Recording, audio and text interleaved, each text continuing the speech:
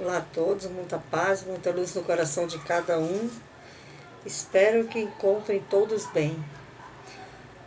Vamos hoje para mais uma reflexão, uma reflexão positiva que eu vou estar fazendo hoje. Eu vou iniciar com uma prece que tem nesse livro aqui. Mestre tão querido, que me ajuda e me guia. Quero enxergar que o trabalho do bem me guarda em toda parte. Quero ter os olhos da positividade. Algumas vezes me sinto desapontado com um ser humano. Lembre-se, por misericórdia, que estou no caminho da evolução com os seus semelhantes, não para consertá-los, mas sim para atender à minha própria melhoria. Sou responsável por mim e foco no meu desenvolvimento como ser humano. Dê-me consciência do lugar que me compete, para que eu não exija da vida aquilo que não me pertence. Não quero mais tentar, quero sim vencer. Peço forças para irradiar a paz, a gentileza e o amor entre meus irmãos e, sobretudo, Senhor, perdoe minhas fragilidades. Hoje eu vou falar sobre uma lição. O início dela já é bem... O título dessa lição chama-se Esqueça o verbo tentar. Será que Jesus teria dito à desesperada Marta: vou tentar ressuscitar seu irmão? Ou vou fazer o meu melhor? Reflita o seguinte: uma encomenda precisa ser entregue rapidamente e há 3 mensageiros. Um deles diz: vou tentar. O outro afirma: vou fazer o meu melhor. E o terceiro, com toda simplicidade, responde: deixa comigo. Quem nós escolheríamos para fazer a nossa entrega? A qual mensageiro você confiaria sua entrega? Sugiro agora uma reflexão. Pense nas palavras que você diz a todo momento. E pense nas que vive em seu pensamento. Sugiro uma reflexão. Depois do milagre que Jesus fez ao ressuscitar Lázaro, sua fama aumentou muito. O boca a boca cresceu, a sua popularidade disparou. A partir daí, a fama de Jesus, que já era enorme, tornou-se irrefreável, ou seja, não tinha mais como segurar.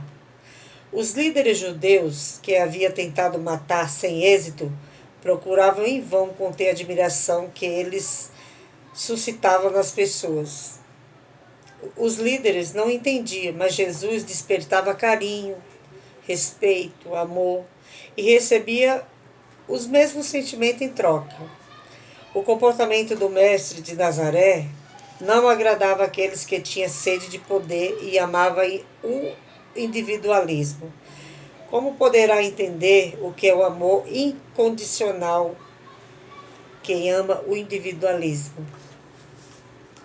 Jesus nos fez um convite, mas, como todo convite, podemos aceitar ou não. Quem ama o individualismo não consegue enxergar os ensinamentos de Jesus. O amor é a última saída que nos resta para a nossa evolução espiritual.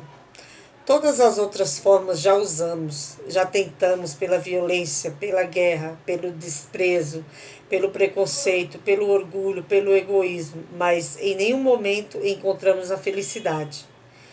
Nem a nossa, nem a coletiva. Onde existe guerra, não existe felicidade. Onde existe violência, existe preconceito. Onde há preconceito, há orgulho, egoísmo, desprezo e desrespeito. Tantos sentimentos negativos que em nada contribuem para a nossa evolução. Então o amor é a porta que Jesus nos abriu. Em vez de abrir a porta e apenas nos dizer entre, e este é um bom caminho. Vão, faça a travessia pela porta do amor. Jesus vivencia o amor. Jesus vai às ruas e vivencia as fraternidades, no início, antes de entendê-lo, até os discípulos deviam ficar chocados com suas atitudes, deviam pensar: como um ser tão poderoso pode usufruir de um destaque na sociedade?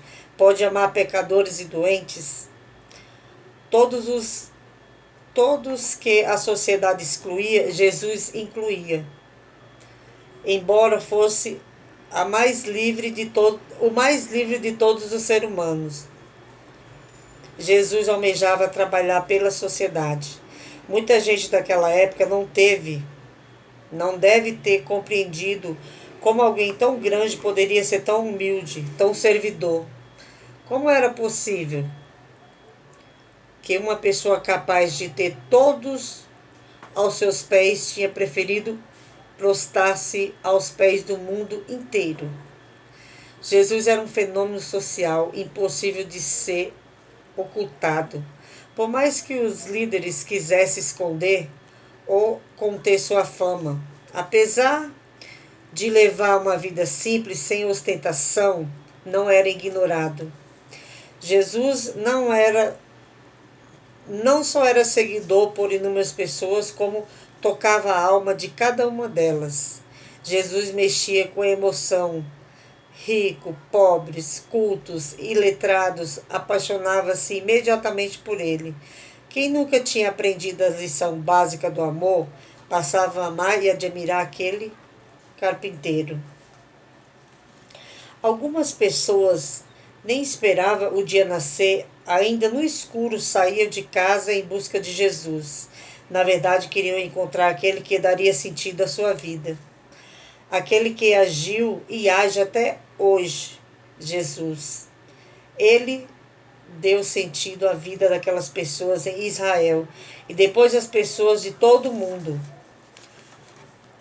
A relação afetiva de Jesus com a multidão era insuportável para os membros da cúpula política.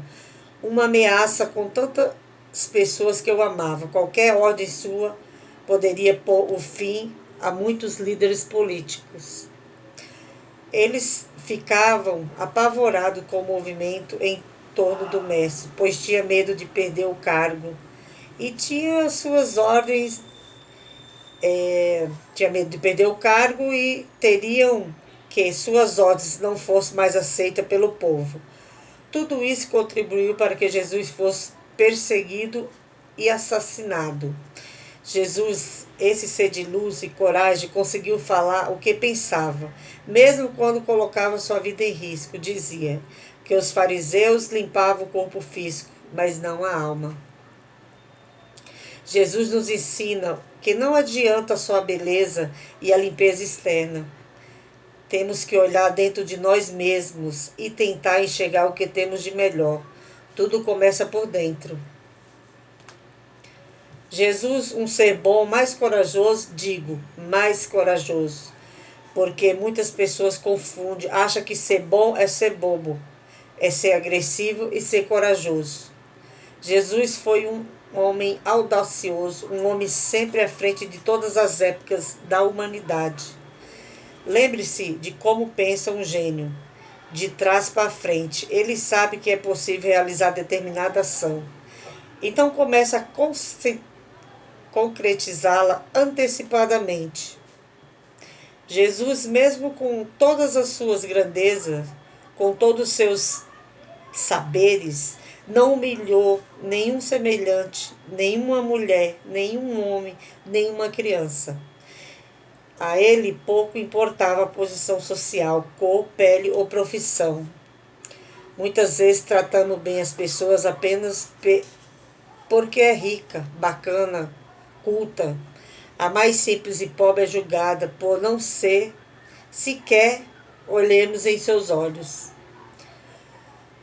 Por uma hora de atenção para outra, que precisa até dar mais atenção e cuidado, sequer damos um olhar de afeto. Imagina se Jesus colocasse rótulos e maltratasse as pessoas. Este é um assunto a se pensar. O mestre era dedicado com todas as pessoas, inclusive com seus opositores. Mas em alguma ocasião foi severo quando criticou hipocrisia humana. Quantas vezes apontamos o dedo e julgamos o problema da outra pessoa quando fazemos até pior? Jesus nunca culpou ninguém. Lembra-se desta frase que aparece em João 8:11. Atira a primeira pedra aquele que estivesse em pecado.